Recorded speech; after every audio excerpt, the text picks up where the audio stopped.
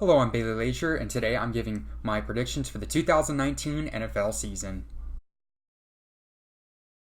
So some of the top stories going into this year's NFL season, I'm only going to talk about a few of them, but the first one I'm going to talk about is the Indianapolis Colts and the impact that the shocking retirement of Andrew Luck and how that's going to impact the team.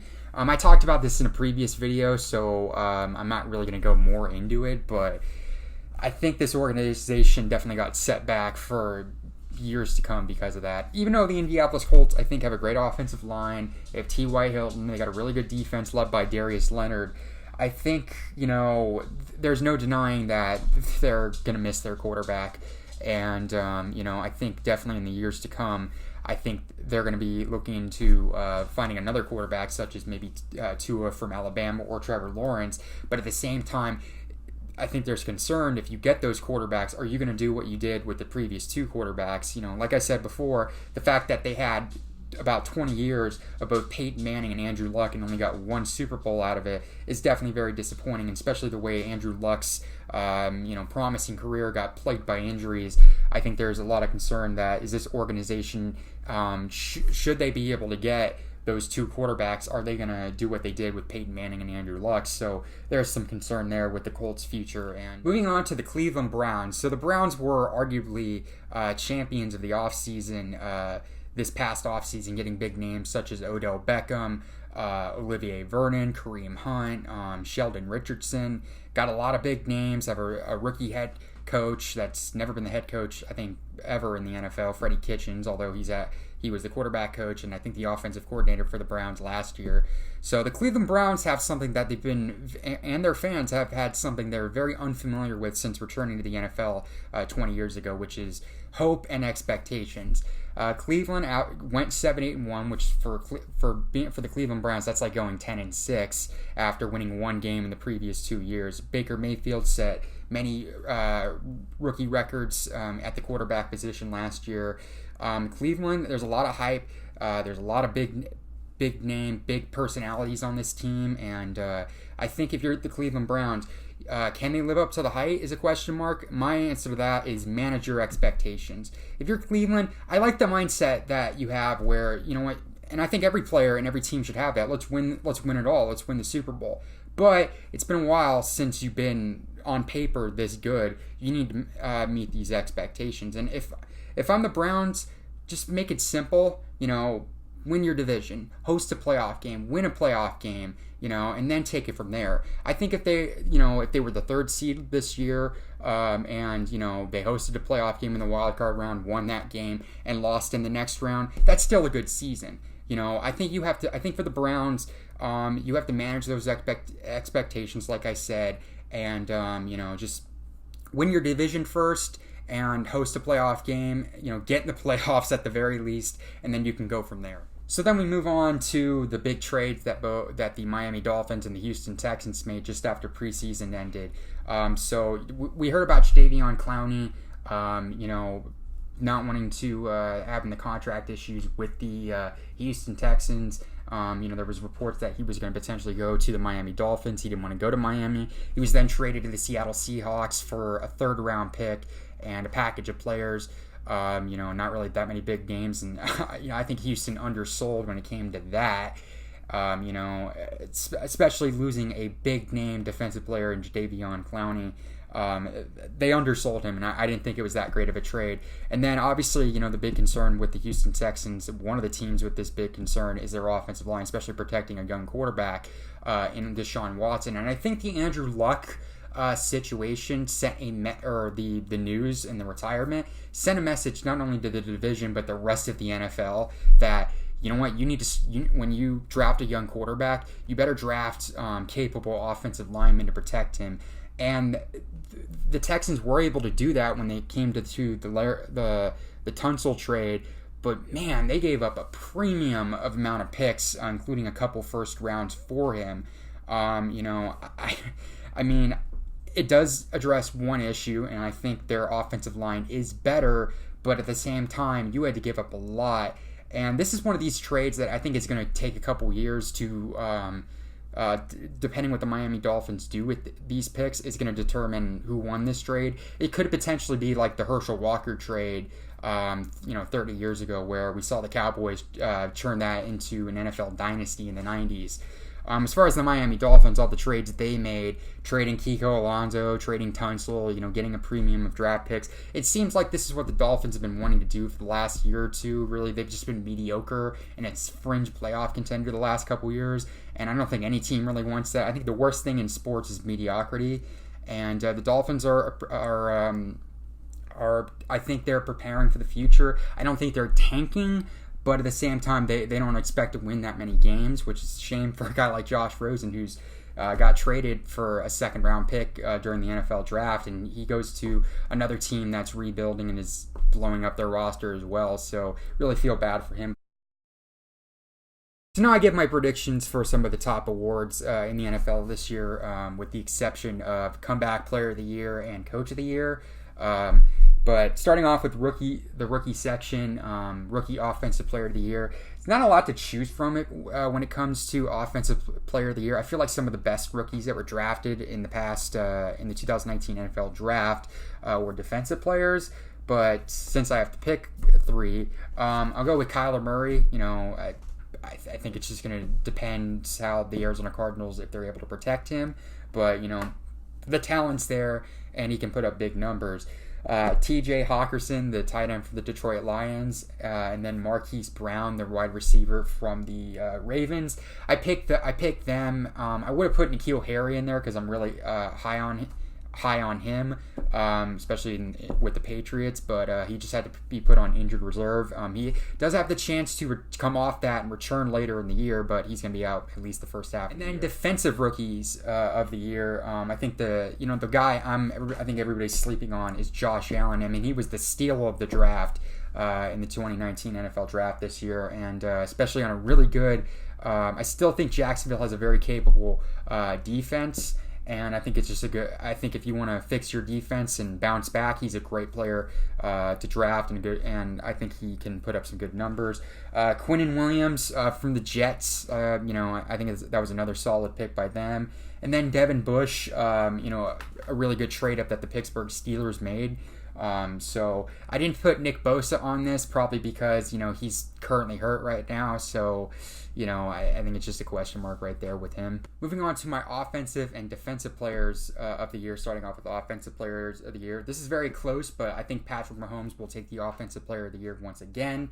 I think he's the top quarterback in the NFL right now. A somewhat close second is Drew Brees, another great offensive player, and even in his 40s, he's not missing a step, and he's got some great players on offense to achieve that. And then Saquon Barkley, I think this year's could be, last year he had a great rookie year, but this is the year I think he can, prove that he's possibly the best running back in all of football. And I think he's really, if the Giants didn't have them, I think the Giants would be one of the worst teams in the NFL. So he's really making that team have any sorts of relevant. And then defensive players of the year, I think it's very close between two players, but this year I think he'll get it, is Khalil Mack. I mean, he's just one of the top defensive players in the NFL. Aaron Donald, I think he's up there as well, and he won it last year, but I think Khalil Mack, he'll take it this year. And then third, this one's kind of a surprising one, but the defensive rookie of the year last year, Darius Leonard, I think he's definitely... somebody's got to step it up with the Colts, and I think he's going to have to be that player if the Colts want to surprise people, and I think their defense is going to have to do that. And then when it comes to the MVP, very close again, but could go to like 10 players. But the three players I'll pick, the one guy that I think will do it will be Patrick Mahomes. I think it's very likely he can repeat what he did last year. And Pat Mahomes, a lot of people have compared him to kind of a Brett Favre. And maybe Pat Mahomes can potentially do what Brett Favre did in the mid-90s, where he won 3 consecutive NFL MVPs. I think he's very capable of doing that. Second on this list, like in the Offensive Player of the Year category, Drew Brees. And then third, this is kind of a surprise, and I think if he can stay healthy and return to his form, he could potentially get that award that he was before he got injured, was looking like he was on his way to getting it, which is Carson Wentz. But I think with Carson Wentz, if he can stay healthy and return to his 2017 form before injury, I think he could potentially get the MVP this time around. Now my predictions of who are going to win the divisions and who are going to be the wild card teams for this year. Starting off with the AFC East, this is an easy one to predict. The New England Patriots. I say 11-5. The Patriots last year, I thought they were showing, going into the playoffs, they were showing glimpses of declining. And, once they get in the playoffs, it's like a whole different animal to them, and they just can deal with the doubt and the pressure that's put on them. They did it again. This year, it's going to be tougher, though, for them, considering they lost Rob Gronkowski, a staple of this offense for nearly a decade, and one of your main players that got you to the Super Bowl, Trey Flowers, went off to Detroit. So, but, Brady's getting up there in age, but at this point, I don't think he cares. They still have a great receiving core. Demaryius Thomas, who they released, they re-signed him after the injury to N'Keal Harry. You still have Julian Edelman. You still have, Josh Gordon's coming back, hopefully for his sake. He's able to, stay clean and is able to bounce back. And, you have Sony Michel. So there's still some great players. Then you have the New York Jets. They did get Le'Veon Bell, but I think the big question mark with them is Adam Gase and the coaching and kind of the weird front office thing that they had in the offseason. They got Le'Veon Bell, and then Adam Gase wasn't a fan of the signing. I think this offense can be very productive with Le'Veon Bell, but there's two concerns with him for me. One is, he hasn't played in nearly 2 years, so there could potentially be rust. And two, is he that great of a running back considering he played under a really good offensive line in Pittsburgh? So I think Sam Darnold has some upside. I think he can have a really great year and be productive for them. And they did get Quinnen Williams, a great defensive draft pick. But I think for the Jets, I think it's more with Adam Gase. I say 8-8. Buffalo, I think it's going to be. They surprisingly cut LaShawn McCoy, even though he was getting up there in age. I think this season, for them to have any sorts of success, it's going to come to Josh Allen. I think there's, some upside on that defense. But, especially getting a guy like Ed Oliver, I think that's a great draft pick they got. I think for them, it's 7-9. And then Miami, after blowing up their roster, more of their roster at least, I think for this sake, I think probably best for their organization is to probably tank. I'll say 3-13, and with that, it might be just to spoil it for you for the rest of the picks. I think the Miami Dolphins have the number 1 draft pick in the 2020 NFL Draft. And then we move on to the AFC North, which in my opinion is the most competitive division in all of football. So this could go to 3 teams. There's a case of which teams could be playoff teams. I think Cleveland, I don't think they'll be as good as people are expecting them to be, like number 1 seed in the AFC, but I say 10-6, and I think they'd win the division. I think the talent they have, listen, there's a high boom ceiling, but there's an almost as high bust ceiling for them. It's boom or bust for that team. But I think they have enough playmakers, and I think if they're able to, Freddie Kitchens is able to stabilize that locker room with all those, big names and big talent, I think they can be really successful. So I'll say 10-6. The Ravens, I think, you have Lamar Jackson. He's a great quarterback, but I think he has to develop more as a pocket passer, and you did lose some key defensive players. Yes, you did get Earl Thomas, and yes, you did get Mark Ingram on the offense for a running back, but, they lost some key names, so it's tight there. I'll say 9-7 for them, and I think they'll get one of the wild card. And then we can move on to Pittsburgh. So I think from an organization standpoint, considering all the drama that was in that locker room, I think from an organization standpoint, it was probably the best that they got rid of Antonio Brown and Le'Veon Bell. But you move to the other side of it, it's going to be very hard replacing those, despite the head cases that they may be, they were great talents. I think Juju Smith-Schuster has the potential to be on the level Antonio Brown could be, and I think James Conner could be a very productive running back. But I think now, there's kind of an issue still there. Even though you got rid of those kind of head cases in the locker room, now all the attention goes to Ben Roethlisberger and Mike Tomlin. The Pittsburgh Steelers are not really known for firing head coaches, but there's definitely going to be concern right there. And Ben Roethlisberger, he's getting up there in age. He's still a productive quarterback, but now I think when it comes to if there's any instability in the locker room, it may not be him, but he's definitely going to be the guy that's people are going to be pointing fingers at if they weren't doing that already. So for the Pittsburgh Steelers, I think the upside of them is they are a wild card team, but I'll say 8-8. And then the Cincinnati Bengals, it's the end of an era. This is the first year that, they fired Marvin Lewis, which was the right step. But, I think for the Bengals, could they be blowing up the roster if this is not a great year for them? Moving on from Andy Dalton, it's possible. I think they suffered a big blow in the beginning of the preseason when A.J. Green went down with an injury, and he's going to be out for probably the first month of the season likely. So it's definitely going to be a big blow to them. I don't really have that many high expectations with the Bengals. I'll say 5-11. Moving on to the AFC South, after the Andrew Luck retirement, this division, in my opinion, is wide open. I think the one team people are sleeping on is the Jacksonville Jaguars. I think the one concern is, can Nick Foles actually be able to lead a team for 16 games? I think he's more of a better quarterback when it comes to, kind of in a pinch situation, like a situational quarterback where you plug him in. He's a backup quarterback. You plug him in for like 4 or 5 games, and he gets some great production. And he's gonna have to lead the team. Yes, he was a Pro Bowl quarterback. Went in 2013, but it's been a while since 2013. But in this division, I think it's very wide open. I think it's close between 3 teams: the Texans, the Jacksonville Jaguars, and the Tennessee Titans. But I'll say the Jags get a 9-7 record. Houston, they did get Laramie Tunsil, and I think that's good that they are, they have great production. They got some offensive line structure. But you did trade Jadeveon Clowney, and that's going to be a big hole on the defense. Yes, you still have J.J. Watt, but you also lost some other players such as Kareem Jackson and Tyrann Mathieu, so that's a big blow to your secondary. I think it's very close, but I'll say 9-7 as well, but I think Jacksonville gets the tiebreaker over that. Tennessee, there's, I think the big concern when it comes to the Titans is Marcus Mariota staying healthy. He's had a lot of injury issues the last couple years, so there's definitely going to be some concern there.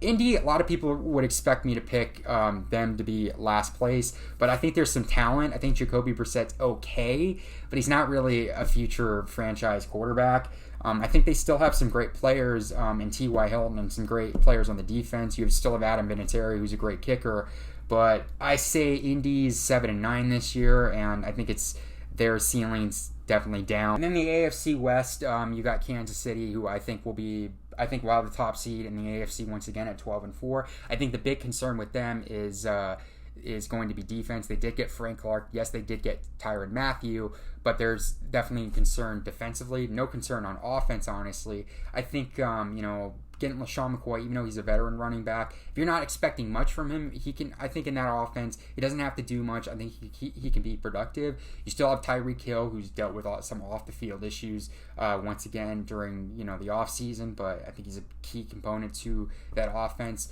I think it's just, defensively, can they improve? Can Andy Reid improve on that? And I think they are going to be, one of the top teams in the AFC once again at 12-4. Even in second place, and I think one of the wild card teams, despite not having potentially trading away Melvin Gordon, I still think defensively they're a great team, and I think Phillip Rivers is a great quarterback. Still is a great quarterback. So I'll pick the Chargers at 10-6. Denver with Joe Flacco, it's kind of mediocre despite the defense being really good. I'll say 7-9, and then Oakland with the whole Antonio Brown kind of situation and things that are going with that, I see it being like 6-10. Moving to the NFC, starting off the NFC East, for the team I picked to win the division, I think is the Eagles. I think Carson Wentz will have a bounce back year, but I think the entire Eagles' success is going to depend on him and if he can stay healthy. In second, even without Ezekiel Elliott, I think this team's capable of competing for the division and competing at the very least competing for a wild card spot. If they can get Elliott back, I think they can win the division, but I feel like Elliott will be out with the holdout, will be out for at least a couple games at the very least. I mean, I can't really predict when it comes to that.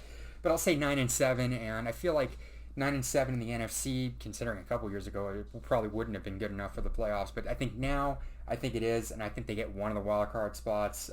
The Giants, I say 7-9.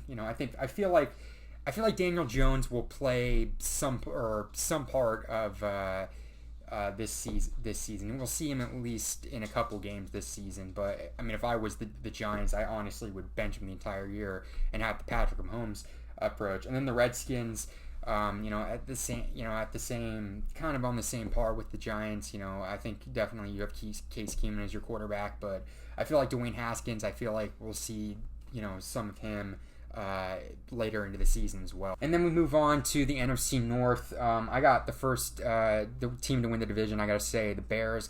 I think it's going to really just depend if their kicking's great after last year's playoff, the devastating loss. They cut Cody Parkey, but defensively they still have Khalil Mack in that defense. Mitchell Trubisky I think is had a really great year last year, and they have some great pieces on offense. And but I think definitely special teams will be a big factor. Second, that will be competing for a wild card spot, but I don't think we'll get it, will be the Packers. I think the biggest concern with the Packers is I feel like the days of Aaron Rodgers bailing out this team and leading this team on his back are over. Yes, they were very aggressive in free agency, but I don't know. I don't know about coaching, for them as well. So I say 9-7. At 8-8 in third, I'll say the Vikings.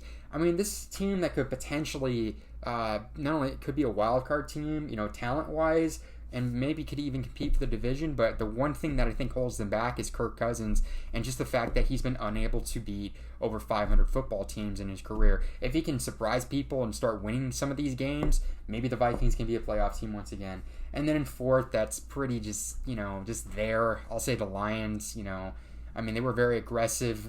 Getting more former Patriot players, getting Trey Flowers, Danny Amendola, getting a guy that's in the draft compared to Rob Gronkowski. Another interesting division is the NFC South. The New Orleans Saints, I think will win this division. I think for the Saints, I think definitely after last year's playoff loss, getting pretty much screwed in the playoffs, I think they're going to be very hungry. But it's also, that's going to be very tough for them to bounce back. I think the one thing that, offensively, I think they're still great with Drew Brees, Alvin Kamara, and Michael Thomas. That's a great quarterback, running back, receiver trio in the NFL. And then you have, but I think defensively, that's a bit, it's still a good defense, but there is some concerns there. The Atlanta Falcons, if they can stay healthy, I think they can compete for a wild card spot. But I feel like Dan Quinn and some of those coaches and players, I feel like this is the last year that they can compete. If they're not a playoff team, I could expect them blowing up the roster, especially with Julio Jones wanting a big contract and them potentially not being able to pay that. The Carolina Panthers, I'll say 7-9. I think a big concern is the health of Cam Newton, not only with the shoulder, but he had some some calf issues or ankle issues during the preseason, so that's concerning. And then in fourth at 5-11, Tampa Bay. This is Jameis Winston's last chance, in my opinion. And if any coach could, maybe put him on the right direction, other than maybe Bill Belichick, I think is Bruce Arians, considering the work he's done with quarterbacks such as Peyton Manning, Ben Roethlisberger, Carson Palmer, Andrew Luck in his rookie year. He could do it, but I don't really see that happening. And then in the NFC West, I'll say first place by not a slim margin. I think it's going to be a lot tougher. Will be the LA Rams at 11-5. I think last year their getting into the Super Bowl, but kind of at the end of the Super Bowl, they kind of proved that they probably shouldn't have won that game against the Saints in the NFC Championship.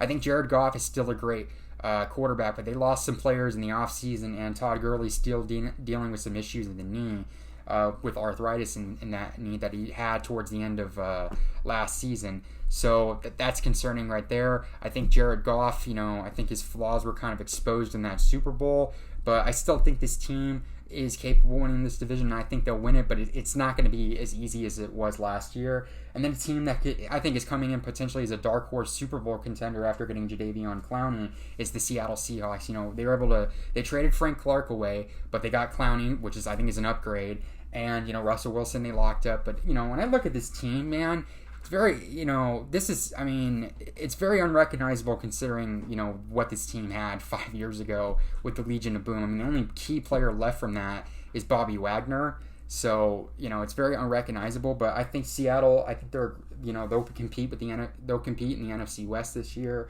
Could potentially win the division, but I'll keep them as a wild card team at 10-6. The 49ers, I think this is the year where they need to prove something. They've had expectations the last year or two, but injuries have kind of derided that. They do have Greg Kittle, who could potentially be one of the next best tight ends in the NFL. Jimmy Garoppolo, if he can stay healthy and he can get back to that form that he did in those 6 games towards the end of the 2017 NFL season, if they can get Nick Bosa healthy, and they have D Ford, so they have key components. But I don't know how well Jimmy Garoppolo is going to do coming back off injury. So I'll say 8-8 for them. And then in 4th, the Arizona Cardinals. I feel like a lot of people are in that organization is on the hot seat.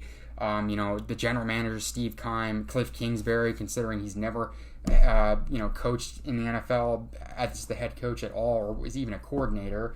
The fact that they dumped a first-round quarterback after 1 year and got another first-round quarterback. The fact that they didn't do anything with the offensive line, and, a lot of holes on defense, especially in the secondary with the injury to Robert Alford and the 6-game suspension with Patrick Peterson. So there's a lot of holes right there. I think Kyler Murray will make the team a little bit more entertaining, but I feel like there's some offensive line issues and there's some defensive holes. So that's a concern with the Arizona Cardinals. But I say 6-10. I think their high ceiling could be 7-9, maybe 8-8. But I'm not really expecting them to be a playoff team. At best for the Cardinals, take a step in the right direction. If you're 7-9 or 8-8, that's good. That's a good notion that your team's in the right direction.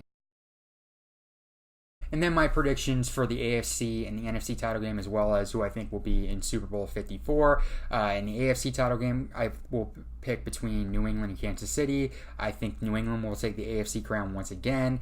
And then in the NFC title game, I think will be between the New Orleans Saints and the Philadelphia Eagles. And I think the Eagles will win that, setting up a rematch for Super Bowl 52 between the New England Patriots versus the Philadelphia Eagles. And I picked the Eagles to win that game and win Super Bowl. What are your thoughts and predictions for the 2019 NFL season? Leave in the comments section below. Follow me on my new Twitter account, Laser96. Click like if you like the video. And as always, subscribe if you like the content on my channel. So thanks everybody for watching. And hopefully we have a great 2019 NFL season. And I will see you all later.